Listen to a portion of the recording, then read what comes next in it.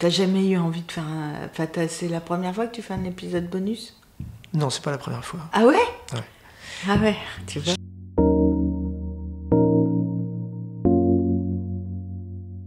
T'as dit que t'étais une grande consommatrice de podcasts. Alors ça m'intéresse parce que moi, ce podcast, je l'ai lancé il n'y a pas si longtemps. Et j'étais aussi consommateur de podcasts. Mais en général, quand t'écoutes des podcasts, t'écoutes quoi comme podcast?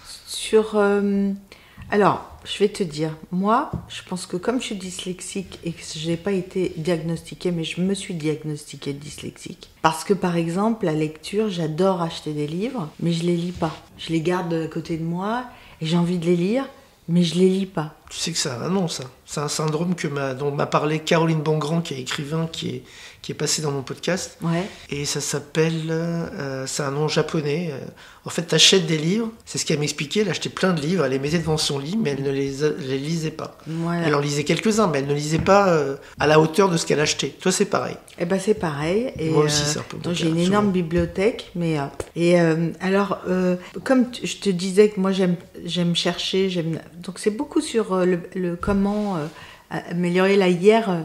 J'ai eu la chance de maquiller Adeline Blondiot et Natacha, tu vois comme je suis Calamestré. Extraordinaire. L'une est sophrologue et l'autre est... écrivain, Natacha, Mmh. et puis elle écrit sur les clés du bonheur et tout ça. C'est vraiment une femme extra. Et j'ai vraiment passé une journée géniale. Alors oui, j'ai trouvé une solution, parce que j'aime qu'on me raconte des histoires et tout ça, et partir un peu. Et ben j'écoute des livres. Des livres audio. Ouais. Comme je suis beaucoup en voiture.